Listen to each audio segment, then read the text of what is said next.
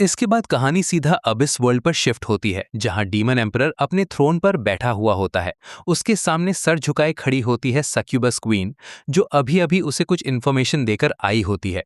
उसकी रिपोर्ट सुनने के बाद डीमन एम्परर सीरियस आवाज में पूछता है, तो तुम कह रही हो कि ह्यूमन रेस का मैंग एंड वेन इस वक्त कोई सीक्रेट प्लान चला रहा है? सक्यूबस क्वीन अपना सर झुकाए हुए रिस्पेक्ट के साथ जवाब देती है, हाँ, your exalted demon emperor. Recently जो इंटेलिजेंस हमें मिली है, उसके अकॉर्डिंग मेंग एंड वेन एक सर्टेन फॉर्मेशन सेट कर रहा है।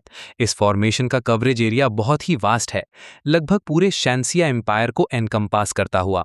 लेकिन वो एक पल के लिए रुकती है, फिर आगे बोलती है, लास्ट डीमन वर्शिप असेंबली लगभग पूरी तरह से वाइप आउट हो चुकी है, इसलिए हम और ज्यादा इंफॉर्मेशन हासिल नहीं कर पा रहे हैं। सर अभी भी झुकाए हुए सक्यूबस क्वीन डर और घबराहट भरी आवाज में बोलती है, आंखें उठाने की हिम्मत तक नहीं करती। ये सुनने के बाद डीमन एम्परर कहता है, मैंग एंड वेन ह्यूमन रेस के अंदर एल्केमी और फॉर्मेशंस दोनों में इकलौता डुअल गॉड लेवल एग्जिस्टेंस है। ह्यूमन रेस में उसका स्टेटस बहुत ही ऊंचा है और मिलिट्री पावर का आधा हिस्सा भी उसके कंट्रोल में है। ऐसा इंसान अगर छुपकर कुछ प्लान कर रहा है, तो वो जरूर कोई अर्थ शेकिंग चीज प्लान कर रहा होगा। फिर वो एक क्रिस्टल सक्यूबस क्वीन को देता है और कहता है, इस क्रिस्टल बॉल को ह्यूमन रेस के पास ले जाओ। मैंग एंड वेन जो फॉर्मेशन सेट कर रहा है, उसके जितना हो सके उतना करीब जाकर क्रिस्टल बॉल एक्टिवेट कर देना। मैं चाहता हूं कि तुम ये मैटर पर्सनली हैंडल करो, समझी? जैसे ही सक्यूबस क्वीन ये सुनती है, वो नर्वस आवाज में जवाब देती है, मैं समझ गई, मैं आपके आदेश का पालन करूंगी। इस बीच डीमन एम्परर सिर्फ अपने मन में हंसता है और सोचता है, अब जाओ, शुरू होने दो। डीमन एम्परर को इन्फॉर्मेशन देने और उससे ऑर्डर्स लेने के बाद सक्यूबस क्वीन डीमन एम्परर के पैलेस से निकल जाती है। उसके जाते ही डीमन एम्परर का एक्सप्रेशन गंभीर हो जाता है और वो अपने मन में गहरा सोचने लगता है। एम्परर डाई, तुम ह्यूमंस आखिर क्या प्लॉट कर रहे हो? इसी वक्त सक्यूबस क्वीन के अपने पैलेस के अंदर वो थोड़ी कंफ्यूज सी होते हुए हल्की आवाज में अपने आप से बड़बड़ाती है, ह्यूमन रेस के अंदर आखिर हुआ क्या है? मैंने ये बात डीमन एम्परर को रिपोर्ट भी नहीं की, फिर उसे कैसे पता चला? जिस हरामी ने डीमन एम्परर के सामने इन्फॉर्मेशन लीक की है, अगर वो मेरे हाथ लग गया तो ये डीमन किंग उसे बिल्कुल नहीं छोड़ेगा। फिर वो आगे सोचती है, डीमन एम्परर ने मुझे ह्यूमन वर्ल्ड जाने का ऑर्डर दिया है, लेकिन ह्यूमंस के गॉड लेवल पावर हाउसेस कोई मजाक नहीं है। मुझे वहां मरने का शौक नहीं है, क्लोन भेजना ही बेटर रहेगा। वो प्राइस मैं अफोर्ड कर सकती हूँ। जब सक्यूबस क्वीन ऐसे ही सोच और बड़बड़ा रही होती है, तब अचानक उसके पास एक वायलेंट व्हर्लविंड आ घुसता है। उस व्हर्लविंड के अंदर से एक मॉन्स्टर तेजी से बाहर निकलता है। उस मॉन्स्टर को देखकर सक्यूबस क्वीन सीरियस आवाज में पूछती है, हाय तियान, तुम यहाँ क्या कर रहे हो? व्हर्लविंड से निकला मॉन्स्टर उसकी बात सुनते ही आते ही सीधा कहता है, सक्यूबस क्वीन, मुझे पता है कि तुम डीमन वर्शिप एसोसिएशन को कंट्रोल करती हो। मैं ह्यूमन लिन मो यू के बारे में इंफॉर्मेशन पूछना चाहता हूँ। ये सुनते ही सक्यूबस क्वीन बेहद खुश हो जाती है। उसकी तरफ देखते हुए वो कहती है, अच्छा, कितना बड़ा कोइंसिडेंस है। मुझे अभी अभी डीमन एम्परर का ऑर्डर मिला है ह्यूमन वर्ल्ड जाने का। ये कहते हुए वो अपने मन में खुशी खुशी सोचती है, एक स्केपगोट खुद चलकर मेरे दरवाजे पर आ गया। फिर हाइतियान अपनी इन्वेंट्री से एक powerful top grade magic stone निकालता है और सक्यूबस क्वीन को देते हुए कहता है, ये सुप्रीम मैजिक स्टोन आपके लिए है। सक्यूबस क्वीन, प्लीज इस बार मुझे अपने क्लोन के साथ ह्यूमन वर्ल्ड ले चलिए। क्रिस्टल को हाथ में पकड़ते ही सक्यूबस क्वीन और भी ज्यादा खुश हो जाती है और कहती है, कोई प्रॉब्लम नहीं, कोई प्रॉब्लम नहीं। डीमन किंग हाइतियान आप बहुत ज्यादा पोलाइट हैं। इसके बाद कहानी शिफ्ट होती है ह्यूमन वर्ल्ड के एक अननेम्ड आइसोलेटेड आइलैंड पर।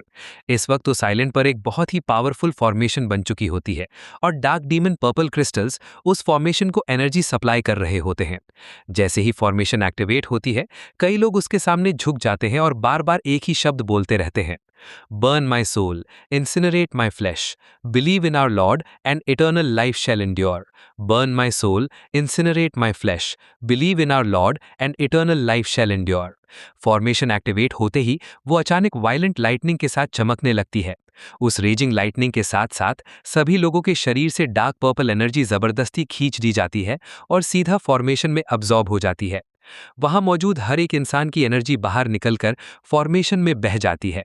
दर्द से तड़पते हुए वो धीरे धीरे मिटा दिए जाते हैं और मरते मरते भी वही शब्द बार बार चिल्लाते रहते हैं, burn my soul, incinerate my flesh, believe in our lord and eternal life shall endure. Burn my soul, incinerate my flesh, believe in our lord and eternal life shall endure. आखिरकार वो सब अपनी पूरी तरह से खुद को सैक्रिफाइस कर देते हैं। जैसे ही सबके बॉडीज पूरी तरह इरेज हो जाते हैं और उनके अंदर की सारी पावर निकलकर फॉर्मेशन के अंदर चली जाती है, फॉर्मेशन खुल जाती है। उसके अंदर से सक्यूबस क्वीन और हेटियान बाहर निकल आते हैं।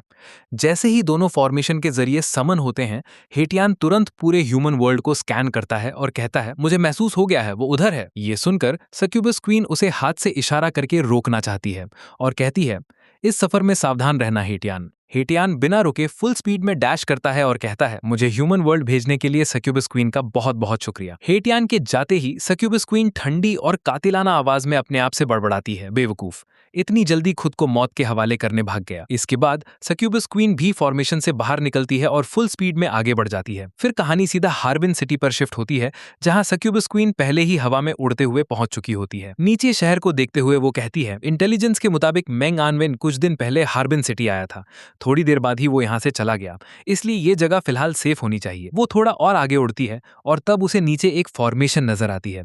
फॉर्मेशन के आसपास कई लोग काम कर रहे होते हैं और फॉर्मेशन खुद बेहद तेजी से चमक रही होती है। फॉर्मेशन को देखकर वो कहती है, इतनी गहरी और मिस्टीरियस फॉर्मेशन, मेंग आनवेन आखिर कर क्या रहा है? उसके तुरंत बाद वो थोड़ा साइड में होती है, नीचे उतरती है और अपनी इन्वेंट्री से एक क्रिस्टल निकालती है, वही क्रिस्टल जो डीमन एम्परर ने उसे दिया था। क्रिस्टल को हाथ में पकड़कर वो एक पल सोचती है और कहती है, इतना सोचने का क्या फायदा, बस डीमन एम्परर के ऑर्डर्स फॉलो करो। जैसे ही वो क्रिस्टल निकालकर एक्टिवेट करती है, क्रिस्टल धीरे धीरे प्योर एनर्जी में बदलने लगता है और खुद को इरेज करना शुरू कर देता है। क्रिस्टल से निकलने वाली डार्क एनर्जी सीधा फॉर्मेशन के अंदर बह जाती है। वो पर्पल डीमन एनर्जी बिना किसी गाइडेंस या रिस्ट्रिक्शन के खुद ब खुद फॉर्मेशन के अंदर घुस जाती है। एनर्जी सक्सेसफुली एक्टिवेट होने के बाद सक्यूबस क्वीन खुशी से मुस्कुराती है और कहती है, काम हो गया।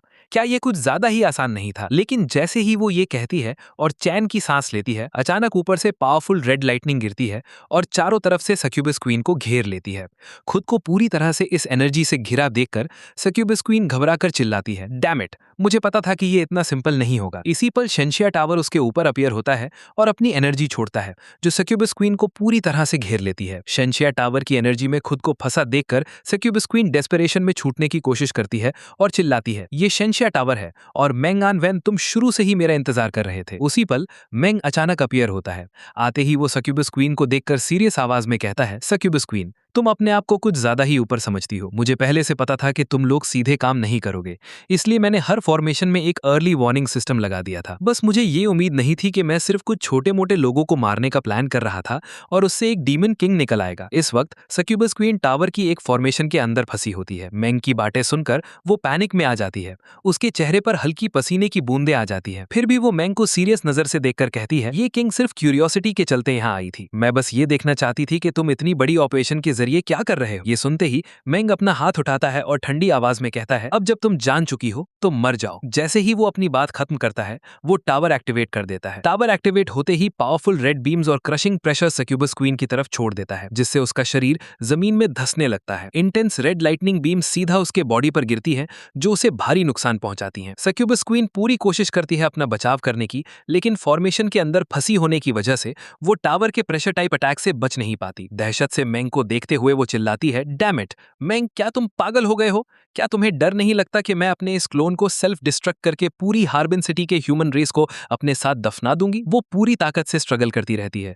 उसे देखकर मेंग शांत आवाज में कहता है, छोड़ दो, तुम ये नहीं कर सकती। फिर भी सक्यूबस क्वीन लगातार निकलने की कोशिश करती है, लेकिन फेल हो जाती है। बिल्कुल घबराकर वो चिल्लाती है, ये क्या हो रहा है? मैं बाहर क्यों नहीं निकल पा रही? वो उड़ने की कोशिश करती है, लेकिन उसी पल टावर और करीब आ जाता है और दोबारा ओवरवेलमिंग प्रेशर छोड़ देता है। क्रशिंग फोर्स के नीचे हिल भी ना पाने की वजह से सक्यूबस क्वीन एक छोटे से पल के लिए पैनिक में जम जाती है। उसके बाद टावर एक और पावरफुल लाइटनिंग अटैक बनाना शुरू करता है। ये देखकर सक्यूबस क्वीन पूरी तरह से पैनिक हो जाती है और चीख कर कहती है, डैम फॉर्मेशन, मेरे लिए टूट जाओ। लेकिन उसकी सारी कोशिशें बेकार जाती हैं। उसका शरीर धीरे धीरे डिस्ट्रॉय होने लगता है और हर जख्म से डीमन पर्पल एनर्जी बाहर निकलने लगती है। वो एनर्जी उसके शरीर के हर हिस्से से बहने लगती है। जब टावर की पावरफुल लाइटनिंग सीधा उस पर गिरती है तो उसे भारी चोट लगती है। वो तुरंत नहीं मरती, लेकिन कैटेस्ट्रॉफिक डैमेज झेलती है। जैसे जैसे उसका शरीर इरेज होने लगता है, वो निराशा भरी आवाज में कहती है, सब खत्म हो गया, मेरा ये क्लोन यहीं गिरने वाला है। लेकिन जैसे ही सक्यूबस क्वीन इरेज हो रही होती है, नीचे वाली फॉर्मेशन, वही फॉर्मेशन जिसने पहले डीमन स्टोन की डार्क पर्पल एनर्जी अब्सॉर्ब की थी,